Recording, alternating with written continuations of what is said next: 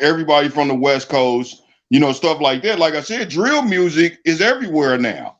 You know what I'm saying? You can't call the Woo and the people in New York right now hip hop. They doing drill music. You know what I'm saying? It's all over the map. Everybody's doing it. It's not hip hop. I know, but that's not originally what I was saying. What I was originally saying is that all of that you said, drill music, trap music, gangster rap, that's all under rap is not the umbrella. Hip hop is the umbrella. No, rap hip-hop is started the first. Umbrella, man. Okay, hip hop did start first. You're right. Hip hop is the original rap. That's LL Cool J. No. Okay. Wait. I'm just saying in the beginning, though. But in the beginning, it was Cool G Rap and all of them. Okay, let me clarify that was hip hop. All right, let me clarify the 2 points before you go into detail. So the 2 points is A is rap the umbrella and everything else falls underneath it. So the types of rap is hip hop, gangster rap, conscious rap, drill music, trap music. Or what I'm saying is that hip hop is the umbrella and everything falls underneath hip hop, whether it's conscious rap, gangster music, drill music, trap music, bounce, whatever you want to call it. Right. That all falls under hip hop. Hip hop is the umbrella. Rap is not the umbrella. So what is the original rap? Hip hop. I mean, hip hop is the original rap come from what's the calling them era, man? What's that one song that was real popular? I can't even remember their names. It's so old. But what were they though? The original people that started rapping. What were they? Lady, right? And she did it by accident. She created the first cipher by accident. Right. Yeah. Right around the time where DJs were learning to scratch and the hosts were becoming hip hop artists. You know what I'm saying? Host and hip hop artists at the same time. So what she did was she went and found some of the best hosts and hip hop artists and made that one song. What is it called, man? There's like 5 people on the track. And then after that is when everybody really started going from being hosts to hip hop artists and DJ rapping over the DJ scratching. Okay, all right. You're right. Everything that you're saying, I understand what you're saying. But hip hop itself, everything falls underneath hip hop because hip hop is not just rap. You got to understand when hip hop started, it was a DJ. That's who started hip hop, was a DJ Kool Herc. He started. So that was a DJ. He was DJing and people started doing stuff to his beat. Like break dancing. What you mean? What? Because I got to go find the first rapper, man. Now I got to Google this. Because he's not the first rapper, man. I didn't say he was the first rapper. That's not what I said. I didn't say that. So DJ Kool Herc was a DJ, and hip hop falls underneath that. And hip hop has rappers. It has this and that. You can't say that hip hop is a genre of rap. It is. That's what the first rap was. Rapping is a part of hip hop. That's one of the things that you do under the umbrella of hip hop. People snagging. So is gangster rap. Your culture, your clothes, everything. That's hip hop. How you talk, all of that is hip hop. Mm-hmm. So all of that falls under the umbrella. What are you shaking your head though, Mac? What do you? I'm not. Because it's not right. I'm telling you, hip hop. No. DJ. DJ Kool Herc.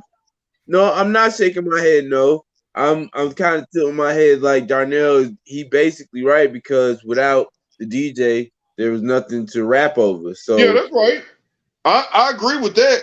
But I'm just saying, like the first rap, hip hop is not like I never looked at The first rap wasn't called hip hop. The first rap was rhyming.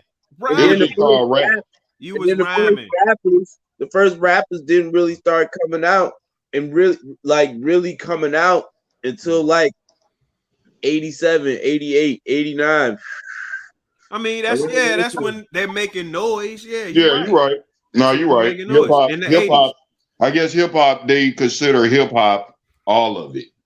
I'm looking at it. It says hip hop music or hip hop music, also known as rap music, is a genre of popular music developed in the United States by inner city African Americans, Latino Americans, and Caribbean Americans in the Bronx borough of New York City in 1990s. Mm-hmm. That was so it is.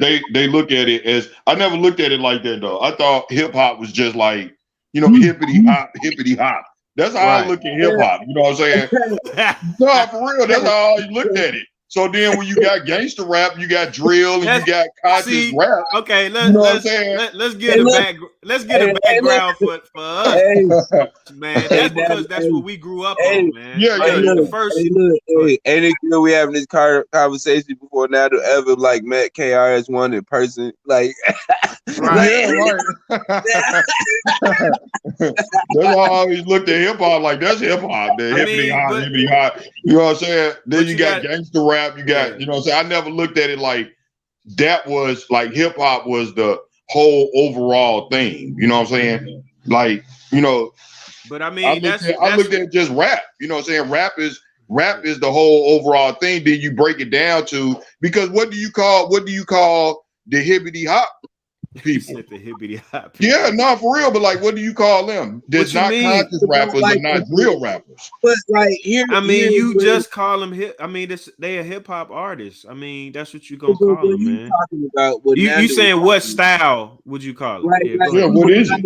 If it's not gangster rap, or it's not drill, or it's not. All right, so with that conscious rap, I'm about to answer. What Nando is talking about is the transition, which a lot of people don't like to hear, but its truth is the transition between techno and hip hop. That's what Nando talking about, where there were a few in between that couldn't figure out how to transition from techno to hip hop, and so it's kind of funny sounding because they want to stay right. They think techno gonna last forever, but they don't want to transition into hip hop. They could be MCs, but it's kind of like Nando saying weak. You know, he's got that technical. I didn't say that. Don't put words in my mouth, man. What you saying, no? I didn't say weak. What? I mean, because disco, I know what you're saying, though, but you gotta go disco, techno, break. You know what I'm saying? Hip hop. I mean, rap. I mean, you know what I'm saying? Disco, techno. I know what you're saying. Pop. Yeah. All right, so let's transition over to faith. That's a big old jump. He's like, because that's what I want to talk about. I want to talk about faith. No, let's go ahead, man. What's on your mind tonight, bro? I just want to start at the beginning of everything. Like, not like the beginning of us, but the beginning of our beliefs. Our beliefs, meaning you mean the three of us, like our beliefs, or you mean our beliefs as a like people, society? As a people. Or and are you saying people in America, like our beliefs? No, just culturally, everybody's beliefs. Yeah, I mean, everybody that believes in something that they can't see. Right. Okay. You know what I'm saying?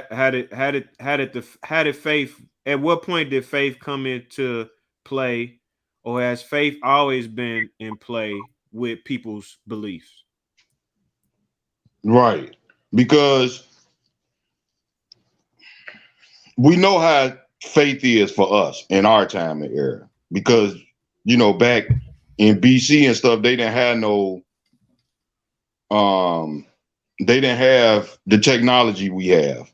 So we can't see the things that they see. Well, yeah, we know in BC they didn't have it. Yeah, not no cameras and stuff where they can record and we could look back. Like people 1,000 years from us will be able to see stuff from us. They don't have to have faith to believe it. So are you saying that they had limited information? We have limited information on the things that we believe. We have very little information. I mean, we could kind of say that the things that we believe in is the things that they was experiencing. Yeah, they had and that's the thing about it. Like, again, we have to have faith to believe that they experienced it because we can't see it. Right. You know what I'm saying? Right. We have to have faith. Even if you think about, like, I was thinking about John, right? Mm-hmm. The stuff that God showed him, John the Apostle, right? Right. Thinking about that, I asked y'all the question: did he have to have faith that even though God showed him something, that it wasn't his mind and a dream? Or was it an out of body experience where he knew good and well what was happening? Yeah. You know what I'm saying? Even if you think about way further than that, Adam and Eve, them, Abraham, they wasn't out of body experience. These people were seeing these things. Right. Yeah, you know what I'm saying? Yeah, we could say John, Enoch, Isaiah, Daniel, Ezekiel. Not Enoch though, because Enoch had an out of body. Because remember, Enoch was coming back glowing and everything. Yeah, so his thing wasn't like John and Daniel and them. You know what I'm saying? Now, what I'm saying is they had Moses. Right, hold on. I'm about to say that. This is what I was about to say. I was going to include Moses. So when you look at Enoch, he had a vision. He was being taken somewhere. Ezekiel taken somewhere in the vision. That's what I'm saying. But it wasn't no visions. Why is Enoch glowing if it's a vision? I know. Listen, but I mean that's how they describe it. They describe this. The people that was writing it though. Enoch didn't write this stuff. But vision. Their understanding of it could just been like, this is vision. I'm looking right now at the camera. This is vision. I'm visualizing it. But no, what I'm saying is those are accounts where you see people having these outer bodies, like you said, right? Versus Moses, Abraham, Abraham, where God was visiting them physically, like they could see them with they was physical eyes, right? So that okay, you don't need faith. He right there. You know what I'm saying? In the physical, he's appearing to you. He's coming, sitting down, just like with the account we talked about with Abraham. These three men, he came. They took their shoes off, was chilling, resting, drinking, eating, doing. And that's the thing, like doing physical stuff. Right. I just watched a video where they broke it down. Abraham seen God 7 different times, man. Right. It wasn't just 2 or 3 times that we talk about. Yeah. He's seen them 7 different times. Yeah, but but he only seen them when God wanted to appear. It was times that he was calling out to him. Yeah, and you didn't hear nothing. So it was gaps. Yeah. It was gaps. He lived for years. It wasn't like just every day God just popping up. And like you said, only 7 times that we know about though. It could be more. It was gaps. But like you say, back to John and them. With John and them, they were taken away. So now it's just like, was that predicated on their faith? Because Moses didn't have no faith, and God appeared to him. He was tending the sheep. You know what I'm saying? Probably not Moses. Moses. Yes, Moses was tending the sheep. Oh yeah. That's right. Yeah. That's right. Burning bush. Yeah. He working for his father-in-law. His father-in-law is a Median priest. Which we ain't got into that, man. What was a Median? So priest? Abraham's descendants. So were they worshiping Yahweh already? Yeah. Did he already know about Yahweh prior I think to that's where he got Moses? it from. Yeah. Yeah, I think that's where he got it from. That's because they I can't remember. Who got it from? Moses? Yeah. Because they Abraham's descendants. The Medians are let me think. Yeah, because Ishmael or Esau? You know better than me. Or is it Jacob? It's one of them, man. One of them are Midian is Abraham's other son. Oh yeah, right. From the Keturah lady. Yeah. That's right. He had That's who they are. Yeah, I'm trying to remember. Yeah. My head bothering me. Yeah, but the point is they came from Abraham. So why would Abraham not teach his son Midian? And they wasn't like Ishmael. This was his wife after Sarah died. So he raised these kids. All right, let me go ahead. So who are they today then? Huh? Who are they today? The Midians. I don't know who they are today.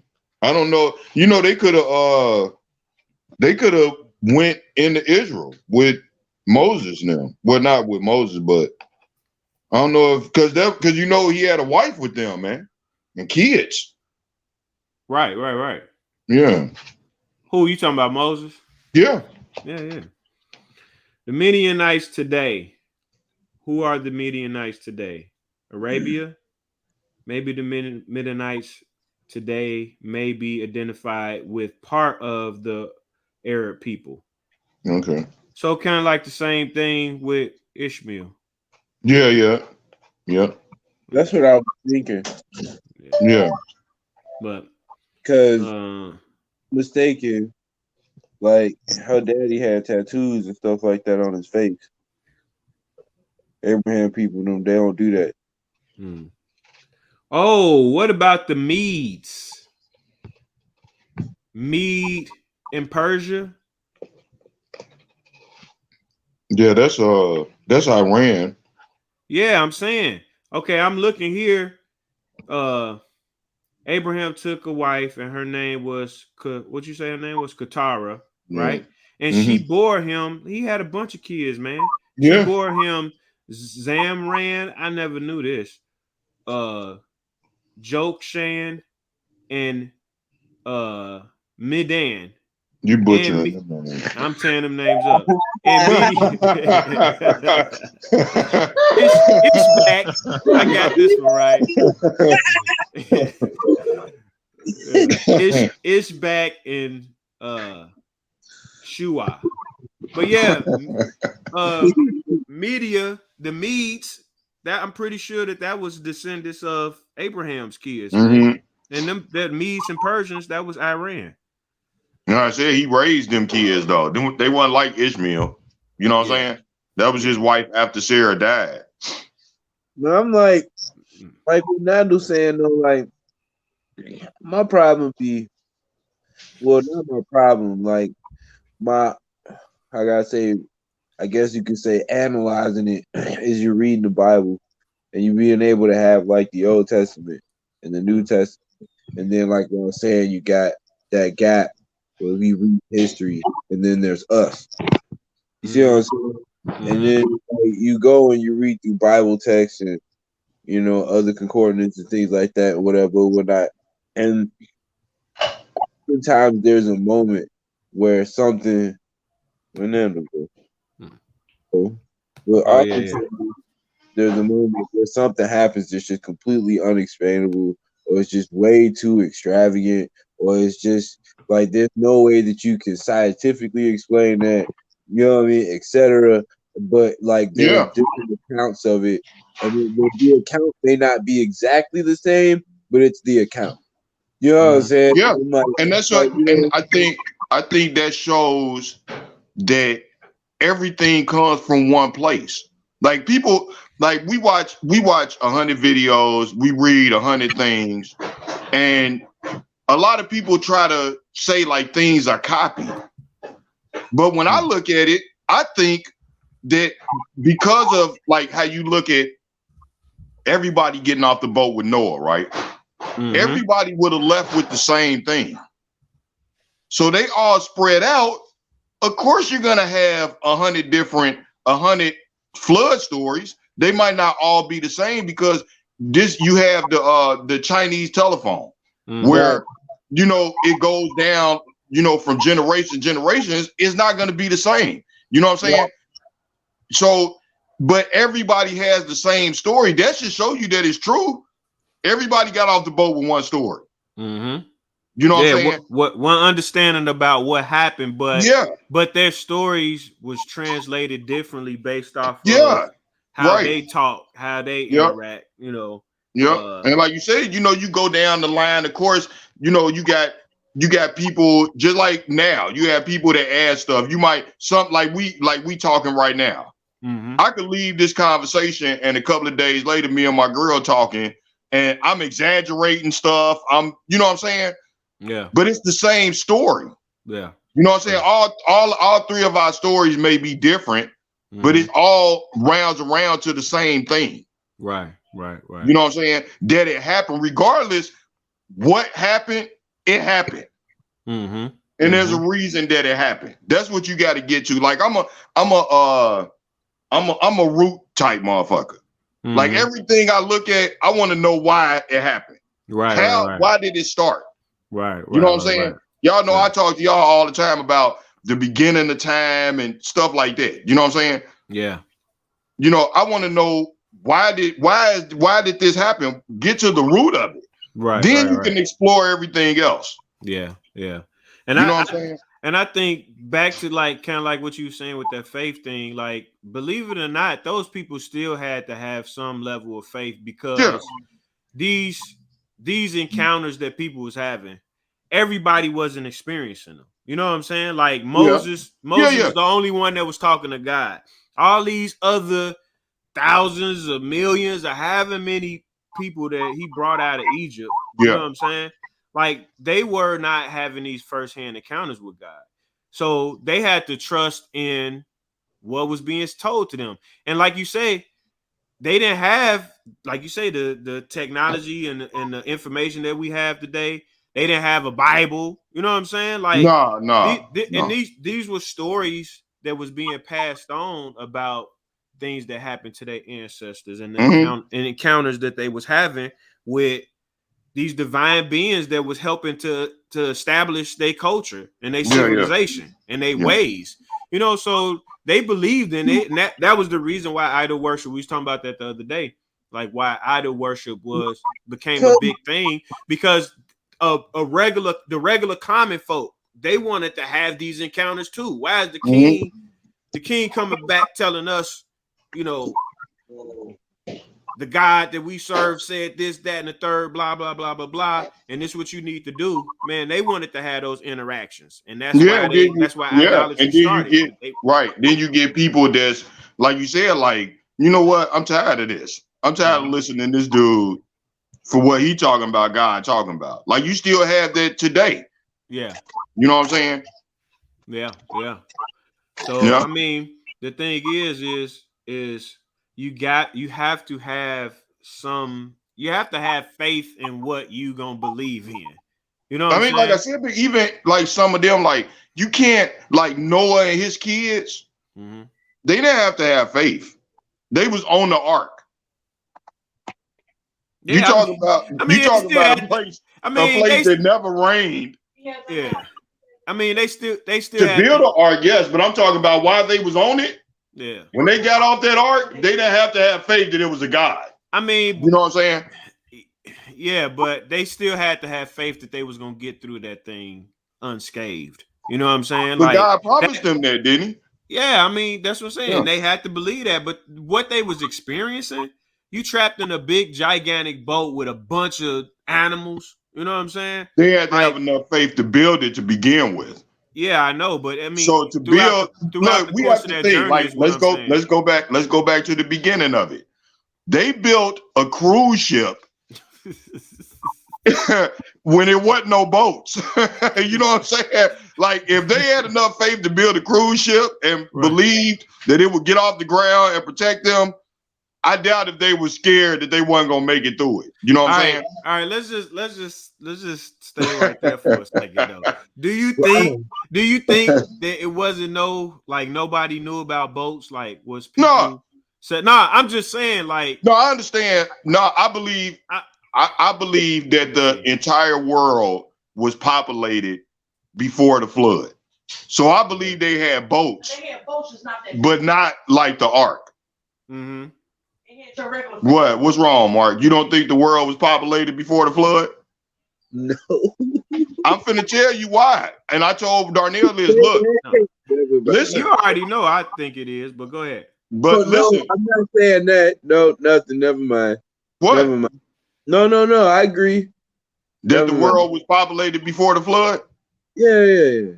Yeah, I finna say, because I done seen, like, I told Darnell the other day, like, they found a 9-foot turtle from, like, what was it? What did I say, Darnell? Like 40,000 years ago? Yeah. In Oklahoma, they found a dragonfly with 12-foot wings in South America. Mm-hmm. Then China, they seen them using in like 40,000 BC. They seen them using this kind of rock to make paint. They said it was the first known paint factory. That's how much they was using. Yeah. But all this is before the flood. If all these countries are populated before the flood, what else is left? That's Oklahoma's in America. Mm-hmm. The South America thing is in South America. China, where else is left? You know what I'm saying? Mm-hmm. Of course, they found the bones, and we know they found the bones in Africa, the oldest bones in the world. So we know people was in Africa. The only thing left is Europe. Okay. You know what I'm saying? And I'm pretty sure, I just haven't looked, but I'm pretty sure you're gonna be able to find something from before the flood in Europe too. You know what I'm saying? What about what is it? Where's Easter Island at? Easter Island? But that's not before the flood though, is it?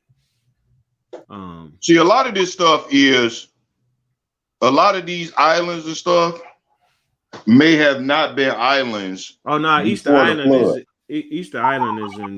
is in Chile. I'm tripping. Yeah. Yeah. A lot of these islands that we have now may not have been islands before the flood. Because I think the water didn't recede as much after the flood as it was before the flood. That's why we find the cities and stuff under the water. Yeah. Like they found cities all over the world. Oh yeah, definitely. Underwater. And you know what I'm saying? The Atlantic Ocean, the Pacific all Ocean, over. Yeah. all around South America. Yeah, they found whole cities, man. Yeah. And they can't carbon date it because it's underwater. Yeah. They trying to figure out how it got under there. But that's why I believe God buried everything before the flood because he didn't want us to have it. You know what I'm saying? For some reason. You know what I'm saying? But a lot of that stuff is buried. Like, man, we was talking when we was on the thing talking, and Willie was like, what had happened if they find Adam? Like, right. If we found him, we're not gonna know it's him. We're not gonna know it's him. You know what I'm saying? Like, we're gonna find a grave. But they have a place though where that they think because you know what I'm saying? I think Abraham is supposedly buried on top of Adam now. Right. I think Abraham and Sarah is supposed to be buried on top of Adam. Right. But we don't know, you know what I'm saying? Yeah. But back to what you're saying about the city, huh? Which place is that from? You said what? Where now to get that from? The Book of Jubilees. About what? Say that again. I missed it because I was ready to say my point. Being buried on top of Adam. The Book of Jubilees. Yeah. Jubilees say that. Okay. Yeah. Huh? No, go ahead. Oh, No, I was talking about the ship thing. As far as the cities that they found in under the ocean, and it's we haven't even explored half of the ocean. You know what I'm saying? I think it's at least about 80. We only did maybe about 10-20% of the ocean. Yeah, remember the Will Smith thing we was watching.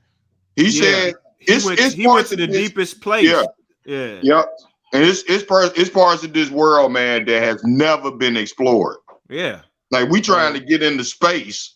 Yeah. And we ain't even explored where we living at. Right. You know what I'm saying? And not to mention all of the ancient writings that has been destroyed over years. Yeah. You know, over the generations. I mean, just think of everything before the flood. The only evidence of things before the flood of any writing or what happened before the flood is Sumer and the Bible. All right, let's go ahead. That's all I was waiting on for you to say. That's the only thing we have. Like we don't have nothing else from before the flood. We don't know their cultures. We don't know how they was living. Nothing. Right. Before the flood. You know what I'm saying? Okay. I think Noah got off the boat with a lot of that stuff. Like, you know, most people don't give Noah the credit that he deserves. Like Noah got off the boat with so much responsibility, it don't make no sense. Right. Restarting this world, you know what I'm saying? And not starting from scratch. If you look at Sumer, they didn't start from scratch. Like they went straight into it.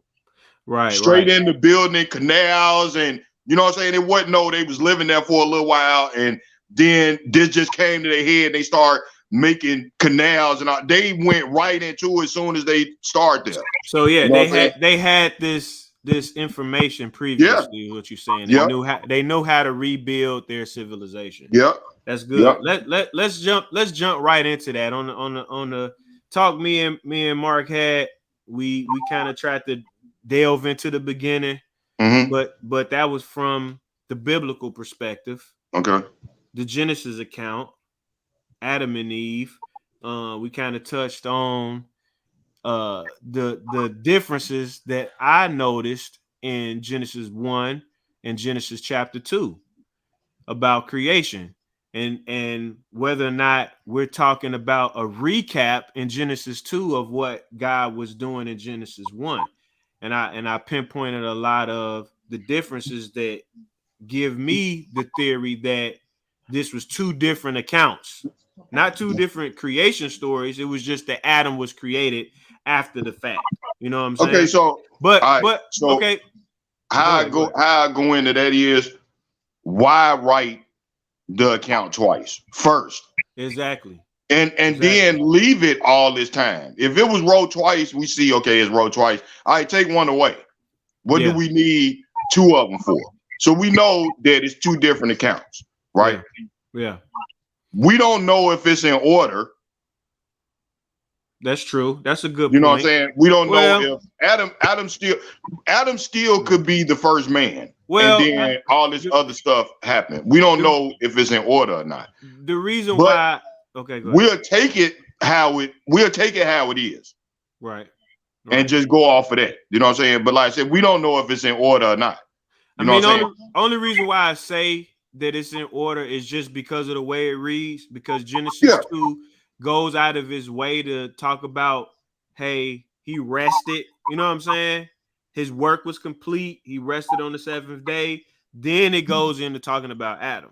So that's the only reason why I would say that it's in order, because that's how it starts off. But where I was leading to was you threw Sumer in there. So I was like, well, hey, if you say everything we got to get to the root, let's really get to the root, because now you're talking about writings that they have found.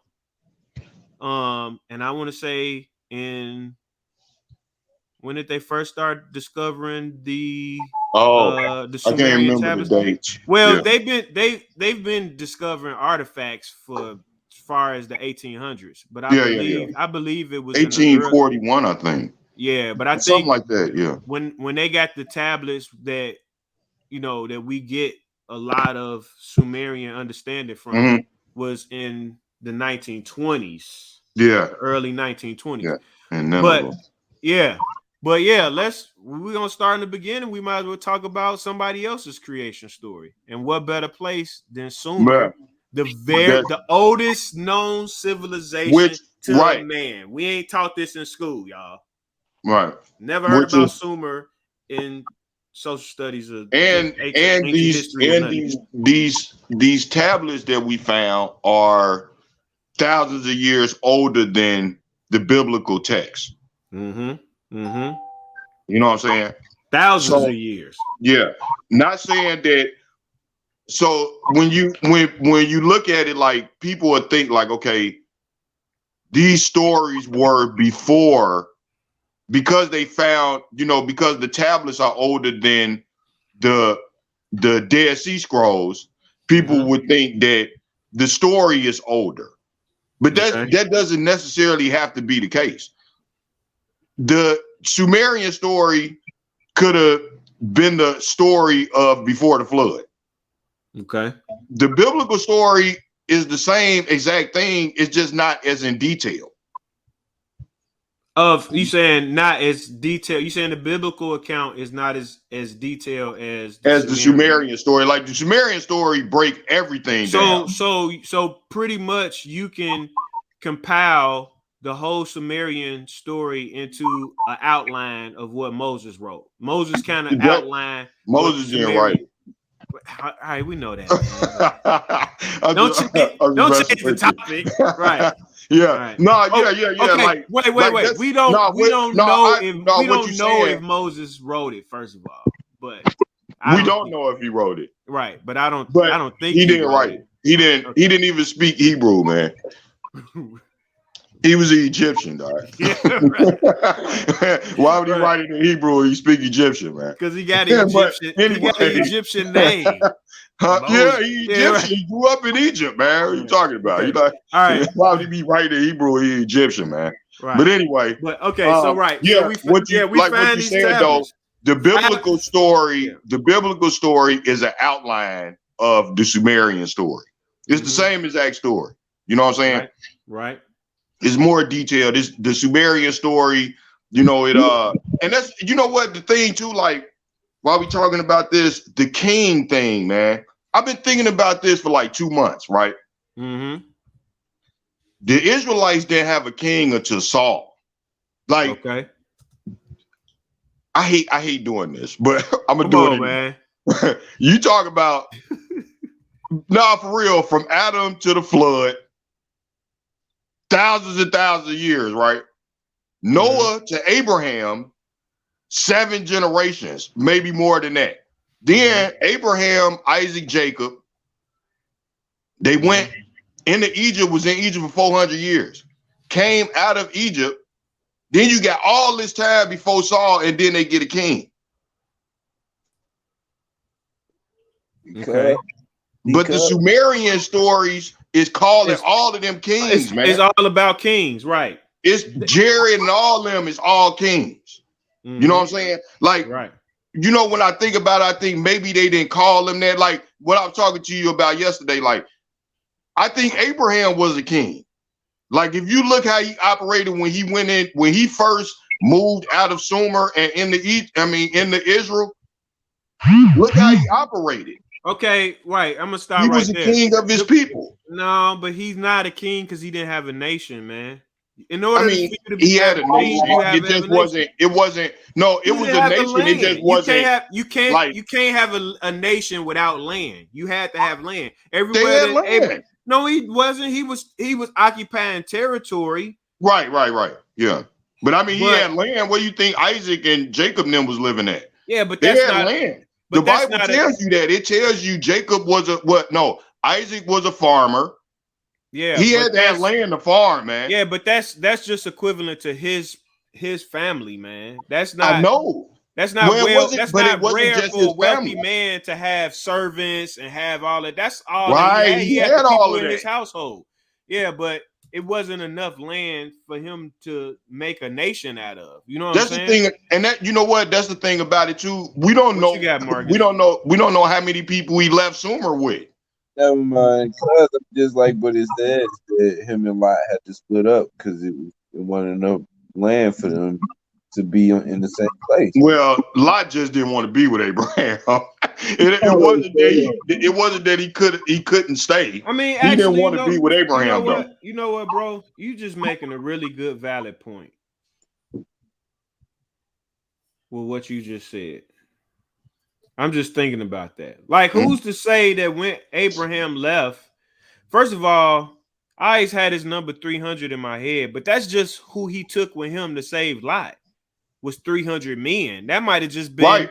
He could have had way more soldiers than that. That's just who fought with him. That's just who went You know and what I'm fought saying? with him. Yeah. Right. So now when I'm thinking about that, like for him to leave and Nimrod don't like chase after him or any of that, like he had to have some. And remember we talked backing, some strong backing for people to not test him like that. You know remember we talked about that though. He had to leave because you just made a valid point.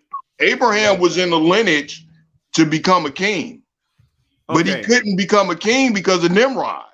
He had to leave to get land to build a kingdom. He didn't want to stay under Nimrod. Yeah, you just opened my eyes, man. I'm always downplaying Abraham, man. I'm big on them, man. Yeah, I be downplaying Abraham, man. You right. So what I'm trying to think, where is it when he right before he meet Melchizedek and they go to battle and he's fighting for these other kings, King of Sodom and all these other kings. Right. He had to be a king because why would these other kings be needing his aid if he wasn't a king? And then the king of Salem come, Melchizedek. That's right, and that's what's huge to me too. That's what's huge to me too. When the king of Salem came and they broke bread and all that, like, and then maybe he went to Egypt and was messing with a pharaoh. Like, you can't just walk up on these people, man. Like, was it Isaac when his sons, when that dude kidnapped his daughter, like took his daughter, and his sons considered it to be kidnapping? Yeah. They took that whole city out. Now think about this though. Beforehand, I always thought about that too. And like we don't, like y'all saying right now, we don't look at it that way. The king came and found him. And he did. And almost was talking to him like, yo, we don't want no smoke. Okay, wait, break that story. Wait, break that story down for me, man. Like, hold up, bros. Now break that story down for me, Mark, because I ain't familiar. So what happens is we talking about Isaac, right? Yeah, they traveling or something, they chilling. Yes, they done made themselves at home, and his daughter go out. Yes, you know how to use Nando, mute. Hey, Nando. Huh? What the hell happened? Mute your mic real quick. All right. But you know how they used to, women go off and sieve hay. I mean, now wheat though, right? So I'm guessing she went off to go do that. And while she's doing that, this king's son sees her and just swoops her up like, Rumpin, I'm finna take you to the crib. She tells the prince, listen, my daddy and them gonna come looking for me after a while.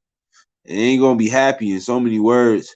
So he tells his father, and I believe the text says that his father's like was kind of nervous. He goes and finds Isaac. I believe it's Isaac. He goes and finds Isaac. Isaac meets with him, right? As he's talking to the king, his sons is sitting behind him. And so the king's like, yeah, my son saw your daughter. He really liked her. And so he brought her back to our castle. And I'm guessing his son had sex with her. And you know, they don't do that. You're supposed to do a whole ceremony thing or whatever or whatnot. So the brothers is hearing this. So they like, so he basically just took our sister and raped her. Then gonna send his father out here to try to figure out how they can make it right. So Isaac told him, well, if y'all want no problems, just have your whole city get circumcised. the older men, younger men, all of that, y'all will be like us, no problem. Well, king leaves, goes back there, demands that the whole city do it. Well, while the whole city, all the men are recovering from it, the sons go in and wipe out everybody. Grab the sister and bring her home. Wow. They come back. They come back feeling like heroes. They like, yo, Pop, look, we got sis back. He like, yo, what did y'all just do, man? Yeah. Grab everything that you can that won't weigh us down. We gotta go. Yeah. So like what we dissecting now, and I'm really seeing it from a different perspective, is that we was still dealing with some kings, a line of kings. But what was different for Abraham is that, and that's the Hebrews in general, they was known as nomads. You know what I'm saying?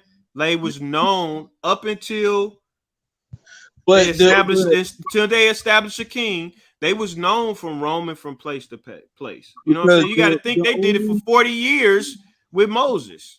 The only in the desert, only tribe biblically, the only tribe that's recognized for having kings, or not even kings, I would say they recognize for having chiefs, is the Edomites. Okay. Those are the first people that you would consider from the Israelites, that are from the Israelite branch, that had some type of chiefs or whatever or whatnot, but they ain't messed with them. They was like, you know what I'm saying, that off cousin to them. So they ain't messed with them. Like that's Esau's people. The Edomites are Esau's people. So they were the first ones to have like chiefs and kings and presidents and all of that type of stuff, and they tried. But the rest of the Israelites, they went, like you said, all the way until Saul, because they felt like it was a dishonor to God to let a man rule over them, one king, a man, you know what I'm saying? So it was always just the prophet. That's why I think the king thing didn't come in until Saul. But I'm just saying I'm not saying like they were calling them kings. Like I said, we know that they didn't start calling them kings until Saul. But I'm saying how we look at it. Abraham was a king. Noah would have been a king. How do you think Noah people looked at him? But do you say that's from our perspective or from their perspective? No, I'm saying how they looked at him. You know what I'm saying? I can agree like I with said, that. They didn't. Well, according to Sumerian, they were kings. They have a king's list and everything. Yeah. But as far as the Israelites, they didn't start having kings until Saul. But like I said, how do you think they looked at Abraham? How do you think they looked at Noah? Remember what I had discovered a few years back, bro, with the Sumerian's kings list. Yeah. I'm gonna try to pull it up, man. Yeah, they all line up. Yeah.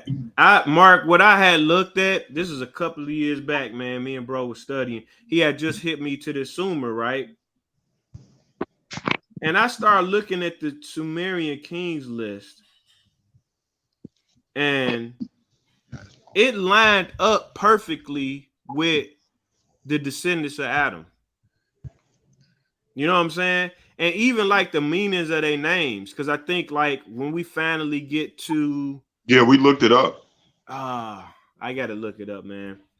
I think it's when we finally get to Noah, I think it was. That's who it was, yeah. Yeah, I got to pull it up right now. We got 1, 2. This is before the flood. 1, 2, 3, 4, 5, 6, 7, 8, 9, 10. 11. So how many was before the flood?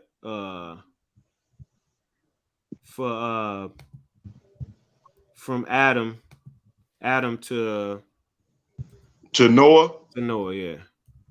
I can't remember the exact number. Shit. Yeah, we I don't remember. because we should know this. Huh? I said, yeah, we should know this. I know, but I don't remember. It's like I think it's like 10, 9, maybe. 9 generations. Yeah, how many is it? How many people is it? was like in generation. From Shem to Noah. Yeah, 9. 9. You was right, bro. It's 9. Yeah, that's what I figured. Yeah, 9. Yep. So 9 generations. Yeah, and then the first dynasty of the kings list in Sumeria, you got 9 kings before the dynasty of Kish started, which would be really the dynasty of Cush, Right? Which is after the flood. Which is Ham's son. Yeah. So before the flood, you got 1, 2, 3, 4, 5, 6, 7, 8, 9. Yep. You got exactly 9. What's the 9? What's the 9th person name? Oh shoot. Wait, is that right? The 9th person is, man, I ain't about to try to say this name, man. No, just what it look like. Ubara Tutu. Okay. Girl, I feel like I said it really good. You done already butchered a bunch of names. Might as well try it. I think I said that right, man. Ubara Tutu. Yeah, it sounds like it. Hey, but you know what? You know what too? Is the thing is, and this is the last king before the deluge. After the deluge, the kingship was reestablished in northern Kish, according to Sumerian's kings list. And then remember the video I shared yesterday. Mm-hmm. Remember all Noah's kids and grandkids in Sumer? Mm-hmm. All of them. Yeah. You look at the city names, all of them is his kids and grandkids, other than Egypt and Cush, but all the rest of them, even Elam is on the outside of it. Eber is up north of it, but all of them is his kids and grandkids right in Sumer, man. Right.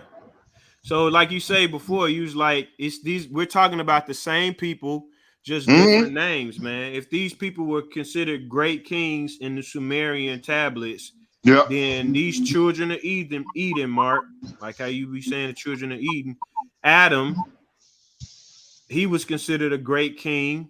Oh yeah, but like I said, that's the thing about it. Like, excuse me, and that's what I was saying. Like, they may have not called them king. The word king may not have even existed in that time.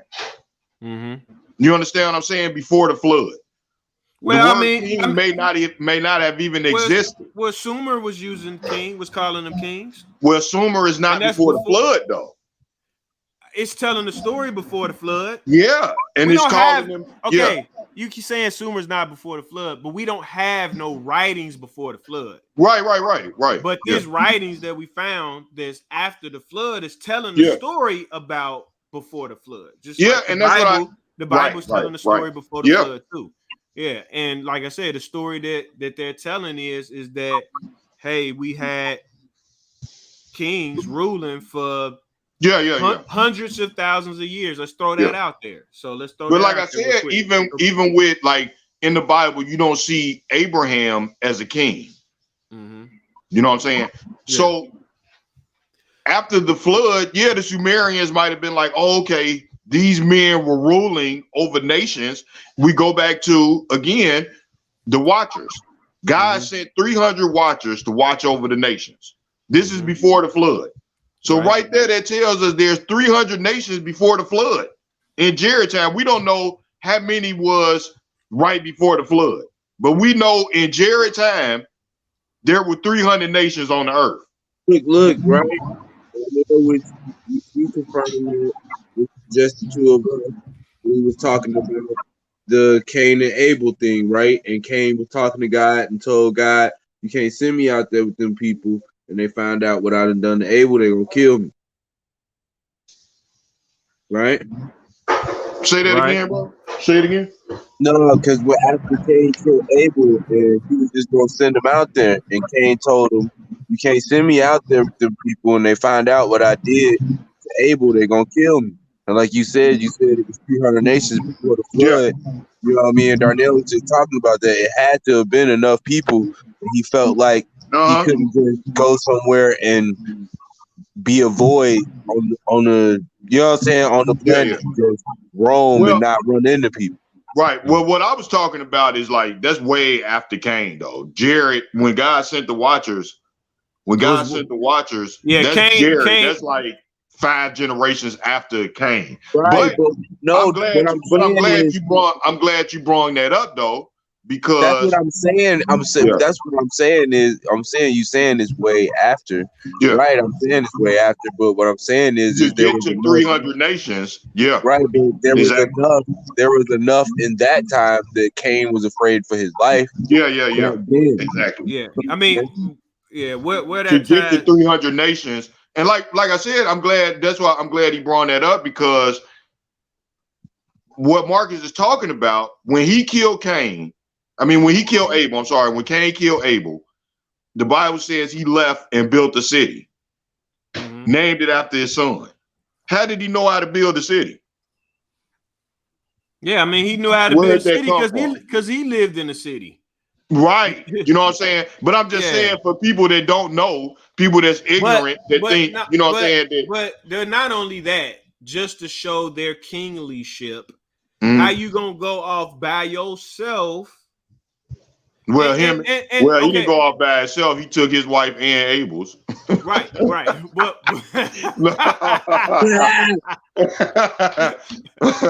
I thought I'd just throw that in there. Yeah, hey, look, man, why you always gotta take it to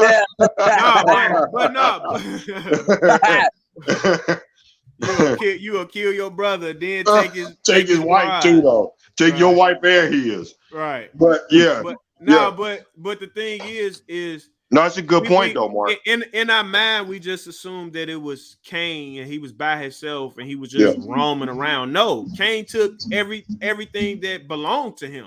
Yeah. So he had his children, and he probably had groups of whatever, Well, like he had to have land because he had a harvest. You know what I'm saying? He had to be mighty and strong to go out of this place that was inhabited by his family, Garden of Eden, or not just the Garden of Eden, but Eden, because we distinguished that in our last talk. Yeah. The garden was in Eden, and Adam got kicked out the garden, not out of Eden. He was still in Eden. All right. So Cain got kicked out of Eden. It said he went to Nod, which is east of Eden. But this dude had to have his his little soldiers together. Like, he couldn't go and start a whole city when it's other people out here by himself. And he had to have that respect. You know what I'm saying? Yeah. What it say? He put something on his head. He marked them or whatever. So people, he had. I could go take whatever territory I want. Like, I'm a made man. You know what I'm saying? So even though he had to leave out of God's presence, out of this special place because of what he did, he still had clout. He still was a mighty dude. Enough that I could go and start my own city. Yeah, and that's good. That's good that you said that, because that's something that I hadn't really thought about, that he didn't go and build a house for him and his family. It said he built a city. Right. So how is one man building a city? It's like you going somewhere and building something with nobody with you. How you gonna build a whole city? How you gonna build a whole city by yourself? You not, and not to mention wherever he chose to take over, he probably inhabited. It probably was people there, but he was mightier than them. He had more respect. I'm Cain. That's you know who I am? Like, you know what I'm saying? So I feel like even that mark that God put on him, it made people know. People probably was gonna respect him anyway just because of his name. But like what me and Mark was talking about, if word got out that he killed his brother, and they're gonna be like, "Oh dang, man, it's trouble in paradise." The Adam family. You know what I'm saying? They beefing over there. Like, you know what I'm saying? Like, it's gonna make them look weak. Yeah, the good people, the righteous people, whatever. So he's like, nah, let me still have that respect. You know what I'm saying? Because now we're talking about the top God with his top people. Yeah. You remember? And two, we don't know what the mark was. You know what I'm saying? It could have been something that just showed that, like you said, he was a part of that family, though. Yeah, I mean, whatever it was, it's saying, yeah, I'm a part of this family. I belong to Yahweh. Yahweh's obviously in the celestial world, a big deal. So he's letting these other nations and these other guys that's controlling these other nations know, like, hey, I'm still blessed in. Go ahead. So look, wait. Yeah, go ahead, Mark. So as Darnell is saying that, I was thinking to myself, so was Cain very first saw, you've been dejected, but you still my anointed, you better not kill me. You know what I'm saying? You better not touch him because he's still anointed. You've been despondent, right? Cain was despondent, but he had a mark on him. David treated Saul the same way. He got despondent, but he ain't kill him. He could have. You know what I'm saying? So God put that mark on him, letting everybody know. Right? Bro, was that? Yeah, no, I you know what I'm saying? He had him on presence, but you better not do nothing. He can say that to people, let them know, hey, like you said, I'm still attached to Eve. You can't kill me. You know what I'm saying, per se. You may know or heard of something was going on, but this mark proves that something will still happen to you badly if you do something to me. Mm-hmm. Yeah. Hey, you know what? You know what? I was thinking. I don't know if you've seen it, bro. I put it in the group chat or whatever. The start of polytheism. Listen to this, man. So I know that, you know, I know the Westcott or whatever, when he said that, you know, let's create man in our image, right? But do we know at that time that the people on the earth knew that it was more than one God? So listen, we know in them times that men were essential. It was a blessing to have a son, right? Mm-hmm. So what I was just talking about with God sending the 300 angels to watch over the nations, right? Mm-hmm. Think about this. They were giving them women sons. That could be the start of polytheism. Remember Eve said, God gave me a son. Think about when the 300 angels was having sex with them women and having kids. They were having sons. Okay, wait. They would have looked at them as gods, man. Yeah, that could be the beginning of polytheism, man. Hey, is this coinciding? Did I send you a video or something? And I did. When I sent you that video talking about the zodiac signs, and that girl said that she said that women, check this out, didn't know how they was getting pregnant. Yeah, she said women didn't realize it wasn't science. So when women were getting pregnant, they couldn't see it. Yeah, they didn't know that it was from the seed from the man. Right. They just thought that that's how women were God created. was giving them kids. Yeah, that they would just give the babies. They didn't know that it was coming from the man. Yeah. So that's why they thought every time they got pregnant, they say that the gods did it. Yeah. So now you got these 300 angels that are now impregnating these women, giving them kids. Yeah, they gonna look at them as gods. The beginning of polytheism, man. Okay, so wait. But are you account? Go ahead. What'd you say, Mark? Polytheism. Yeah, the worship of multiple gods. In my different. So you got polytheism. You got, what is it? Henotheism. I'm probably botching these up too, so don't start clowning me. But basically, that's like the belief. You butchering some words today, but I could write them.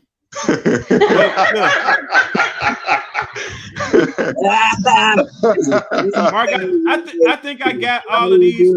Stop it, man. I think I got these on the Treal notes though. Okay. But polytheism, monotheism. Wait, hold up. Henotheism. I was saying it right. Henotheism. All right, is the belief that there are other gods, but it's only one okay. Main god. You know what I'm saying? But it's several groups of gods. You know what I'm saying? It's a pantheon. Huh? Okay. Yeah, Mark don't never yeah, it's a pantheon. So with polytheism, so it probably had been henotheism, because I think that they knew that it was other entities out there besides the one true God. You know what I'm saying? We talked about of course. Eden is populated with all of these celestial beings. Yeah, of course. Yeah. But they understood I don't think they looked at them at that time as God, though. No, I agree with you. I don't think that may have been the case. But what about all of these other people that wasn't living in Eden? You know what I'm saying? They still all came from the well, they didn't. Yeah. We talking about before the flood. Yeah. Okay, we could dissect that a little bit. Well, more. just because they weren't created with Adam don't mean that they didn't know that a God created them, though. You know what I'm saying? The Neanderthals wasn't no idiots. You think they had religion? Yeah. I don't think so. They were hunter-gatherers. All they knew was to eat food and survive. Like animals. Yes. Like no, animals. Man. That's why they call them cavemen. That's why they call it cavemen. They beat the woman on the head. They want to get married. They want to get married and fall in love. They instinctively was having sex like a dog would, man. Oh shit, man. You tell me what they was doing. No, I doubt that they was that retarded, man. Okay, let's tie this in. This is perfect. We could tie this in. But we could tie this into the Sumerian tablets. Yeah. And we read their stories. And we read their stories about these gods. Yeah. We're gonna talk about Sumer in our language. We ain't gonna talk about it in Zachariah Snitchin's terminology. All right, we're talking about gods. These guys, huh? Bitches.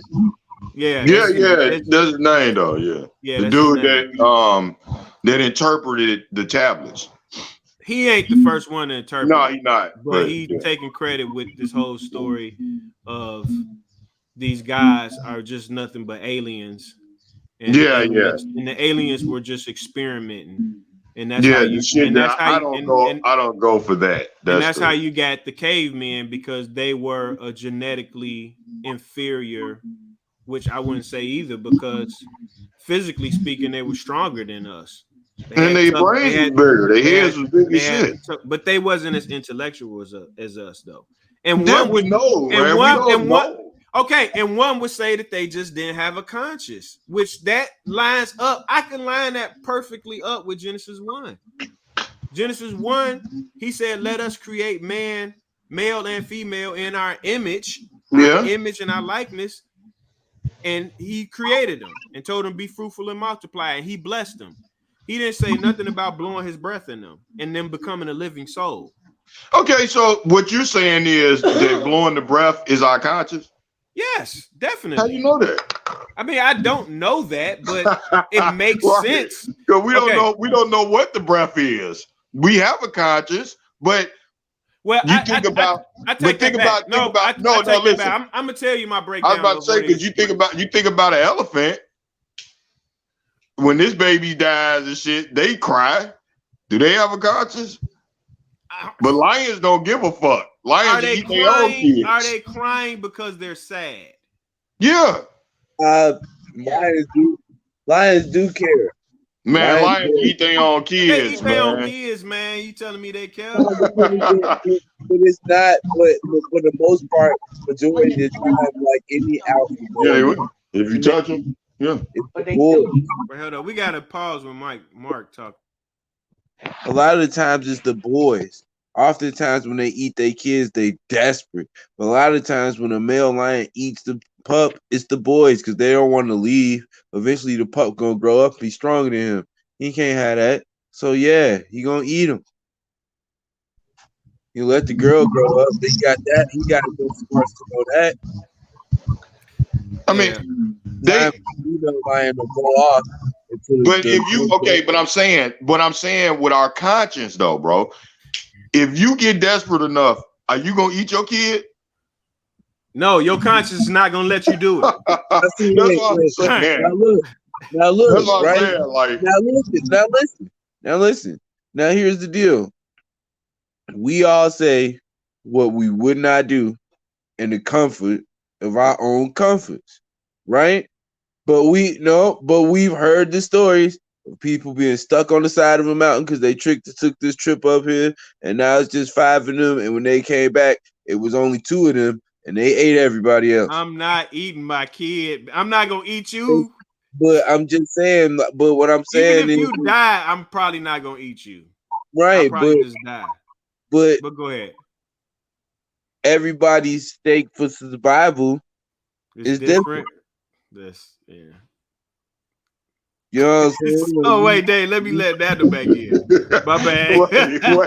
wait a minute, Marcus. So you telling me if we on a plane and that plane crashed in the fucking on the mountain, I gotta watch out for you and shit.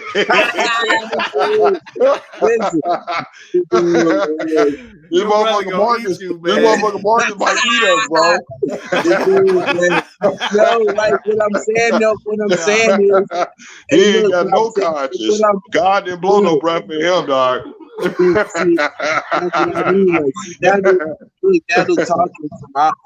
We talking from our own No, I know what you're saying. Like people have done that. People have done that. They done like what I'm talking about. They done crashed in planes and then ate motherfuckers and shit. But like, let me finish. I'm talking about what we talking about right now. What you talking about? Like before the flood, just complain survival instinct. We not talking about our own comfortabilities. We talking about they plain survival instinct. It was cannibalism back then. People ate people for fun back then. Yeah. No, we're not I'm not discounting that. Running into cannibalistic no. Yeah, we're not talking about that. I'm talking about because what I'm saying is animals don't have a conscience. Animals created to live to do God's will, and that's it. They can't live outside God's will. Period. So what do you say about the stories of when people have found children with a whole female lioness pride and they didn't eat her, or they didn't eat the boy, or they didn't eat the baby? They waited. I don't think that have nothing to do with the. Okay, all right. That's conscious, ain't it? All right. If it was just survival mode, it just ate. All right. Can I give my theory? My theory is, and that was either you, Mark, or Doe. I don't know who I was talking about that, but again, Genesis 1 and 2, you see the significant differences. There were animals created in the garden that were special animals, but then the rest of creation wasn't this special group. I believe that the animals created in the garden, God created them the same way He created Adam and blew their breath in them. You see a little hint of that when Noah is dividing up the animals, and you see he's saying, "Hey, take the animals," and then the animals that had the spirit of life in it. You know what I'm saying? Those are 2 distinct groups. You know what I'm saying? So I think that there's a possibility for animals to have a soul. But here's my theory on spirit, soul, and body. And I get this from somebody else's understanding, but I had this thinking in my head already, and then I ended up reading, and I'm like, oh shoot, I was thinking this. But our spirit, I believe that's what activates us consciously. It activates our conscious self, which is our soul. So our spirit is not so much us, We just have the spirit of God. When he blew his breath, I believe that's what he blew in us. He blew in a part of him, his spirit in us. And his spirit is activating our conscious. But the goal is for our conscious and our spirit to be one. Yeah. And it's a tug of war. It's a tug of war between your soul and your body. Your body wants your soul and your body to be one. So your conscious self, that's the tug of war factor. Do animals have that? I would say no. No. You see what I'm saying? I would say that they don't have the spirit that's influencing their soulish part to become one. Right. Because, like you said, their physical flesh part is going to operate as it was designed. Right. Animals are going to do what they're instinctive. They don't have no other choice. Same thing with nature. It's gonna rain. It's pouring raining right now. Sad. It's gonna rain when it rains. The flower gonna come. It's gonna go. Nature is gonna obey to what God created. Yeah, like I talked to both of y'all about. Like, don't nobody water the forest. You know, buffalo and shit is like God's lawnmower. You know what I'm saying? They go the same track every year. Yeah. So regardless of alligators and lions, every year they go the same way. They eat that grass, go back and forth. I'm telling you, bro, I had to find another way around, man. Like they don't, but it's their instincts though. They know where their grass at, and they just go the same way every year. They know, and they know the lions there. They know the lions there. Remember the Will Smith thing, bro? Yeah, how they were standing at that water hole, scared to go across because they knew the alligators was in it. But I love how it shows unison though. That's what I get. Yeah. Because when they all rushed in there at the same time with them alligators, some fell by the wayside. Some got caught up. They did. The alligators couldn't get all of them birds, man. And they can only do it setting together. each other up, man. They be setting each other up. They know once something hit that water, them alligators can feel the vibrations. Yeah. So he can't eat all of us. Right. That's how they think, man. Yeah, somebody had to be the sacrificial beast, man. But I mean, just to say, I do agree with what you're saying, Mark. Yeah, animals, I believe they can have a consciousness. They do have a soul. You know what I'm saying? But their soul is already programmed, and it's our spirit is eternal. That's what animals don't have. The animals don't have a spirit. And they don't have that righteousness. They don't need that because they're not going to respond. We can respond to our flesh, and then that's it. Whereas their flesh is already because we're programmed to be able to choose. Yeah. Eventually, that motherfucker gonna eat the fuck out of you. Look at mute him. Eventually, that motherfucker gonna eat you. Like if you try to train. We having this out conversation. What are you talking about, bro? No, I'm telling her like if you try to, because she said like you can train any animal, but that's not true. You could tame any animal. Yeah, but if you train is two different things. It is. Say if you got a lion, right, and you get it from birth, and you feeding this motherfucker, it's just like a dog. This motherfucker gonna love the shit out of you. Soon as you run out of food, that motherfucker gonna eat the fuck out of you and shit. Right. That motherfucker gonna eat you like it ain't never known your ass. But a pit ain't gonna do that. You train a pit. Shit, a pit will bite the fuck out of you. I had kennel. On you? Hell yeah, I done been bit by the fuck. Shit. The motherfucker dog will bite your ass, right, man. Beat that dog enough. You ain't train them right. What you mean? I had kennels. You know I train the hell out of dogs. Okay, so I'm saying you beat that dog enough. Bag that dog in the corner. I don't give a fuck who you is. That motherfucker gonna bite the fuck out of you. If you don't feed that pit, is that pit gonna attack you and try to eat you? I've seen dogs do that. Mark, remember Cheryl got bit by that white dog we had? I didn't say get bit. We was sitting at the table trying to eat you. It wanted some of that food and shit. Snowball. Now look, so we had Snowball for the longest time. It was right out there. For the picture. It wanted some of that food and shit, man. We sitting there, right? And like me and Nando just got done eating. I guess Snowball was begging. And she was like, go somewhere. And Snowball was like, how? We was like, oh, like, but he had never been nobody before that though. Like never. Big Cheryl, man. Like I said, you can tame animals. You can tame the shit out of them. We had a big ass white dog.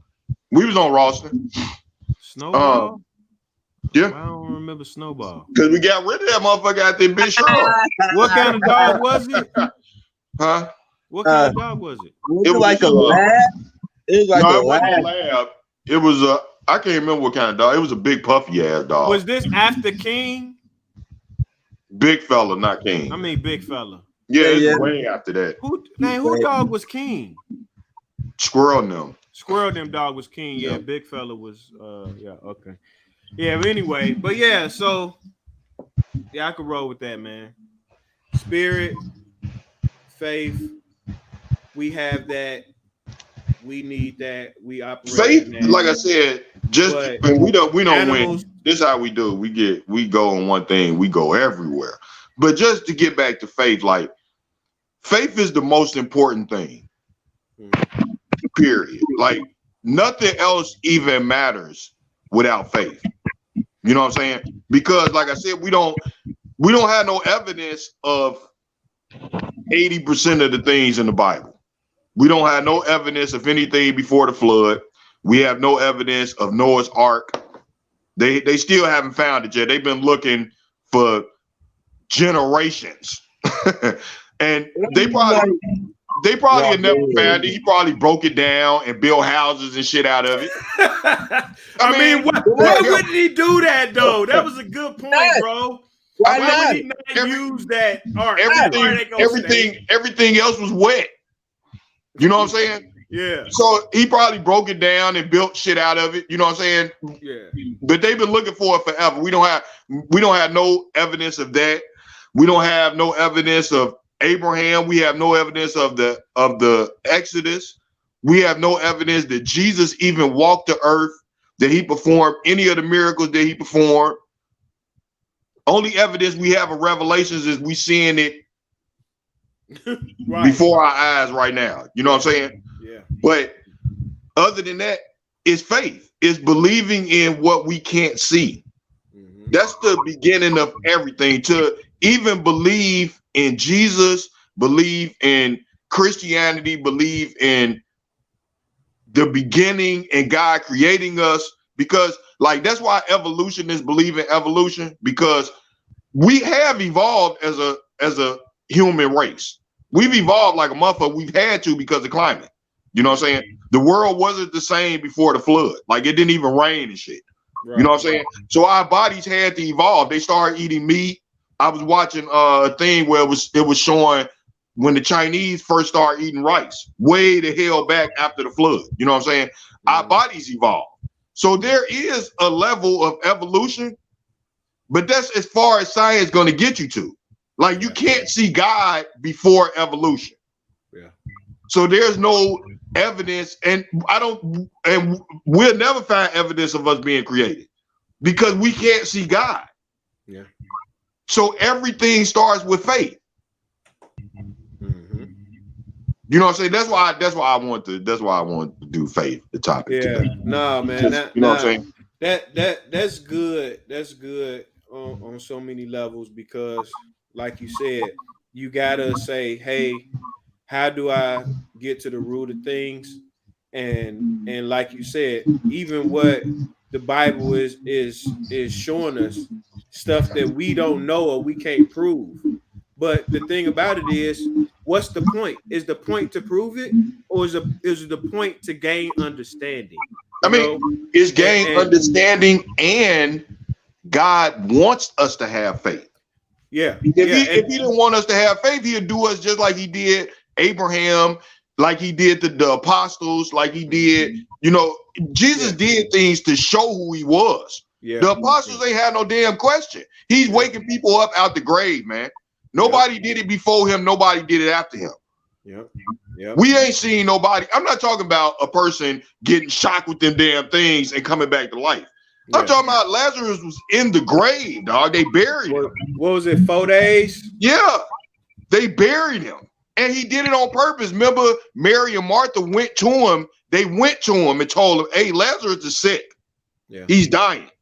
Mm-hmm. He said, okay, I'll be there. He waited until he died. He did it on purpose. You have to look at the story. He did it on purpose. He didn't go back with them. Yeah. He waited. Mm-hmm. And then he told the apostle, without nobody even saying nothing to him, he said, our friend Lazarus had died. He knew it. Mm-hmm. And then went back after he was buried for 4 days and got him up out the grave. Mm-hmm. He showed the apostles who he was. They didn't have to have faith. Yeah. Adam walked with God in the garden. He seen what God could do. Yeah. Noah was on a ship, on a cruise ship. He built the cruise ship in his time. Right. Out of trees. He seen the whole world flood. And him and his only only his family was left. Yeah. Abraham seen God 7 times. Mm-hmm. Moses seen God. Yeah. We can't see none of that. All the stuff I just said, we can't see any of it. Yeah. Yeah. You gotta have faith. Gotta have faith. He wants us to have faith. A lot of this stuff would be uncovered if it wasn't for that. Look at all the stuff we done found. Yeah. All the writings, all the pyramids that's been left, all of this. Why we ain't found Noah's Ark? Why haven't we found anything before the flood? Why haven't we found any evidence of any of the miraculous stuff that happened in the Bible? Yeah. Or they don't found it, but it's inhabitable for us to get to underwater. Like they could take pictures, but you can't go down there and try to figure out how to bring it out without damaging it. So they leave it down there with those big old sculptures and stuff like that. They're like way, way down there underneath the water. Mm-hmm. Yeah. And I always look at what I found. I told you I found the other day about how many times you see faith in the I think it's you now. Oh yeah. It's you now, dude. I'll mute you. I'll unmute you. But how many times you see faith in the Old Testament? You only see it twice. And the 2 times that you see it is when God is saying, y'all have no faith.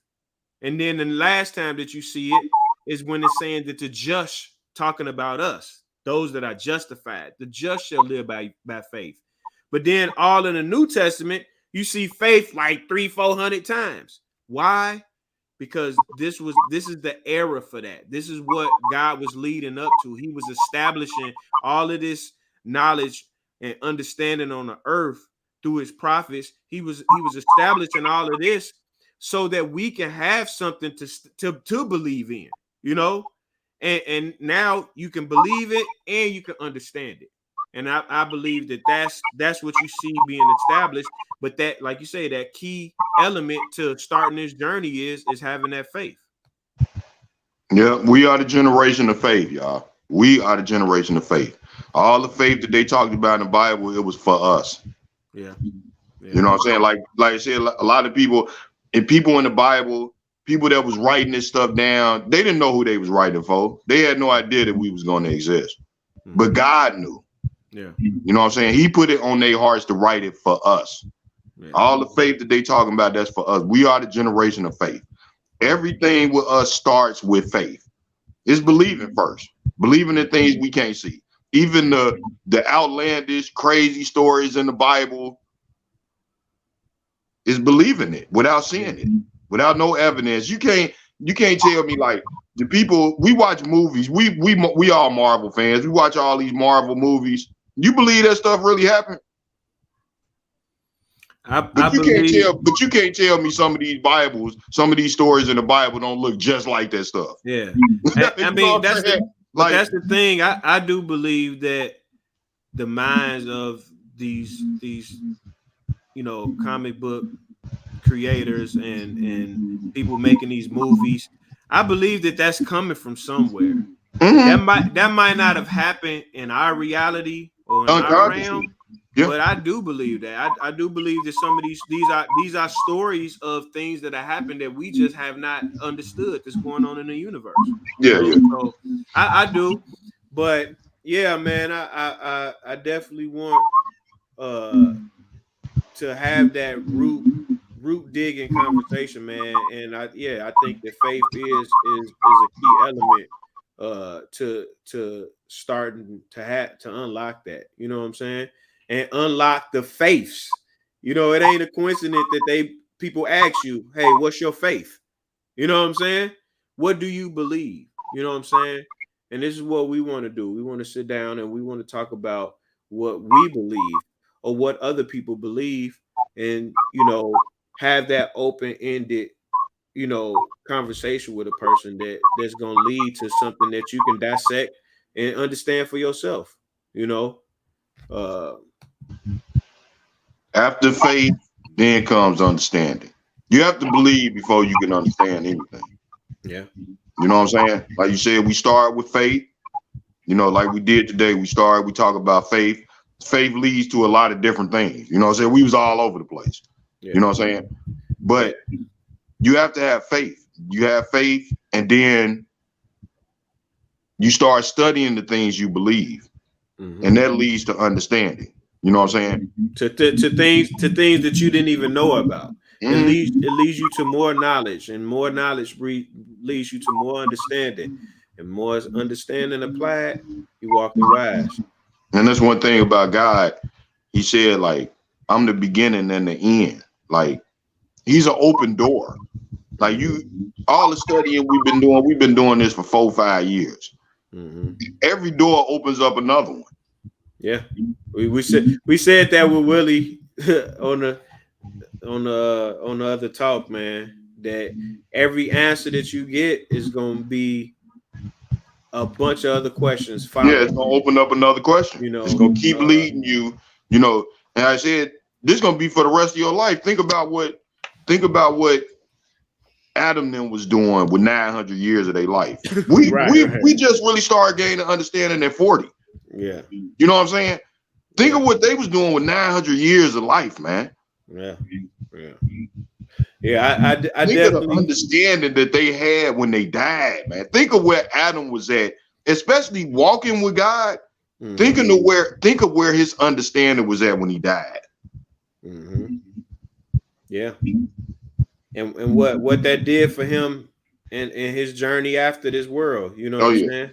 So I believe that. It's just like, all right, well, dang, Adam got 900 years. Why we only get, 70, 80 if we lucky, But again, I do believe that that's all tied to, man's not wanting to explore the unseen. You know what I'm saying? The more I feel like that we discover things, that we figure things out on our own, it gets us complacent to wanting to even, search out the God,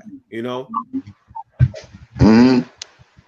And I think like, the flood, the not being able to live as long as they do is like us too. What we're doing to the planet. You know what I'm saying? Like you think when the world was first created, there wasn't no cities created with the world. Yeah. You think of what trees do. It's way more trees. Yeah. And what trees Millions do? They of more bad trees. oxygen and put back out. Yeah. Good oxygen. You know what I'm saying? The more we build cities, the more trees we cut down, you cut down the life expectancy. And you see that with the flood. As the more cities, the more people on the earth, the life expectancy drops. You know what I'm saying? Not saying that it wasn't a miraculous thing and God didn't do it, but he did it through us though. Yeah. You know what I'm saying?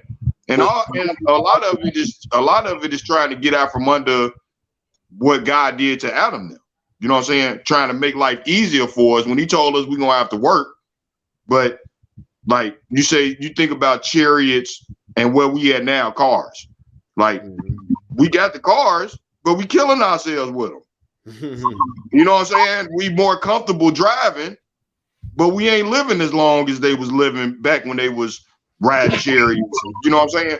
Like we killing ourselves with it. We more accident prone. Oh yeah, we created a whole nother death. They didn't have to worry about car accidents back in BC. You know what I'm saying? But like I said, but you got to make the metal. Steel's mills. Put pollution in the air. Where do you think the pollution going? You know what I'm saying? Drop it back in the ground. The stuff we eating, you know what I'm saying? Like we're doing it to ourselves. Yeah. Trying to get out from under what, you know, God told Adam they was gonna have to do. You're gonna have to work. Yep. Instead of following the outline, man, we try to do it ourselves and, like you say, push the easy button. Get out from under God, man. Get out from under God, exactly. It's gonna kill us every time. y'all can make stuff easier, but y'all ain't gonna live long. Well, just before we end this, man, like let's just everybody say where they at, man, just with even starting this and what we think it hope to bring, and just anything, any thoughts and feelings about this launch. Who want to go? Who want to go first so I can mute Nando? I thought you said who want to go first, and then you gonna mute me. Well, I'm just saying, well, if you want to go first, then I'll mute everybody else. But you force Marcus to go first, though. Who else gonna go first? Well, I mean, I want you to mute yourself, but you don't be muting. You don't be muting. I got it. You just all right. Well, go ahead, bro. I'm just excited for the community of us coming together to this birth, something that we want to share with everybody else, you know, and with that, the opportunity to exchange dialogue with different people, hear different people, just like we was talking from the other day, like we all are heading in the same direction, but in a different stream. So it's good to see everybody's flow and where they're at. Some of us might be in the faster part of the stream. It may be calmer where some others are at. It may be flowing a little bit, you know what I'm saying, rougher or whatever, but not in a harsh way, but, you know, it's just a different space. So I'm just excited, really, just to see. I don't know. I won't say where it goes. I'll say just to see how many people we can inspire and get to have questions on their mind and on their heart that'll take them not away from God, but further.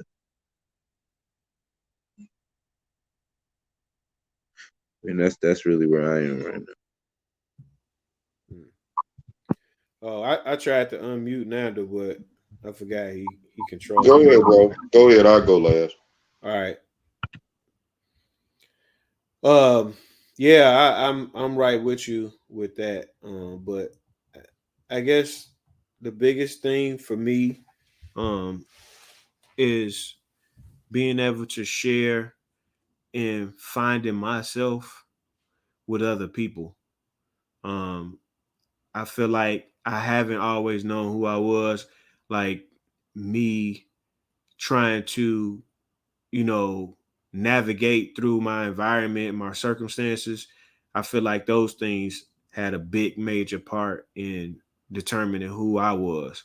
And now I'm finding something bigger than that. You know what I'm saying? And it is the conscious effort to seek God and to seek truth and understanding, no matter what form it come in. Even if it's something that I really don't like or I don't want to adhere to, if it's truth, it's truth, you know, and I feel like there's power in that. So for me, man, I want to be able to share who I feel like I'm growing to be in this journey with other people. And I get to know other people as they find themselves, you know. So that's the exciting part for me, man. I feel like we grew up together, been with each other our whole lives, but I feel like I'm discovering new things about y'all that I didn't know. You know what I'm saying? And not really realizing how much wisdom is just wrapped around the people that's been closest to me, you know. So I want to expand that circle, This is what Treal Talk is for me, man. I want to bring people in, no matter what you think or what you value or don't value, or what you grew up to believe, or what you trying to aspire to be. You know, I want to be able to, you know, have the opportunity to share myself with everybody. So that's my heart, man.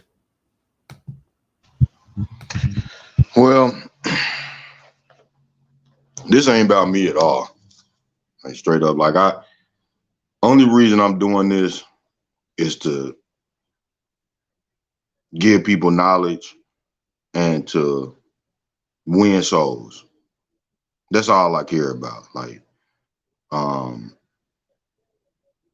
this ain't really my lane. You know what I'm saying? I'm like, I don't even like people.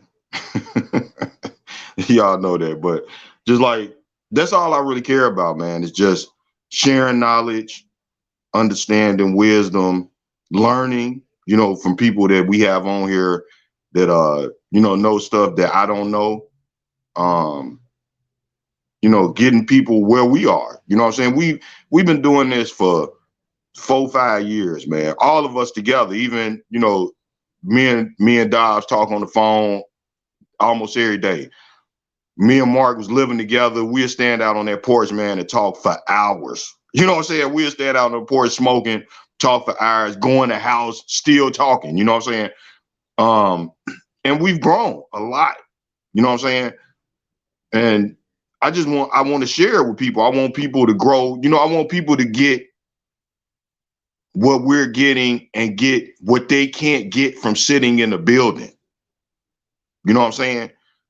That's what's wrong with the church. Like, they preach the same message over and over and over again. The Easter story, the Christmas story, when that ain't even a piece of God. Like, I want people on this journey with us. Who is God?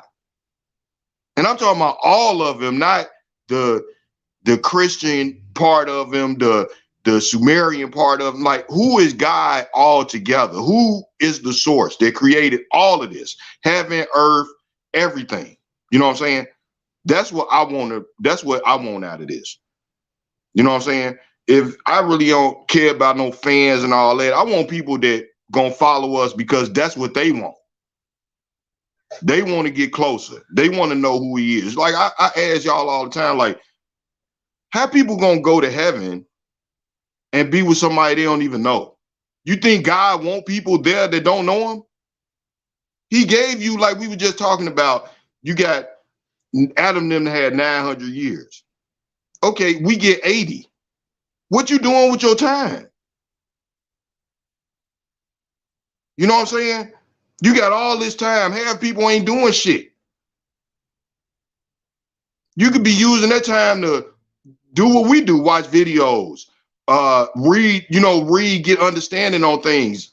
You know what I'm saying? Then worrying about on Facebook, worried about what the next motherfucker doing. Or, you know what I'm saying? God said, it's going to be people he turned away. That said, didn't we do miracles in your name? Didn't we do this? Didn't we do that? He going to tell them he ain't know him.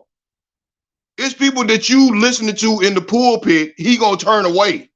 He going to tell them he didn't know him because they only know a piece of him. But that's what I want, man. You know what I'm saying? That's why I'm doing this. That's dope, man. That's what's up, man. That was the whole the whole list right there, man. For real. That's power, man. That's energy. I love it. I love it, man. Well, yeah, man. We're gonna go ahead and just, see what God brings our way. We look forward to some exciting guests, man. Some more of our family, some more of our homeboys, and then hopefully we just get to start linking up and meeting new people. You know what I'm saying? So, yeah. Until next time, man. Love.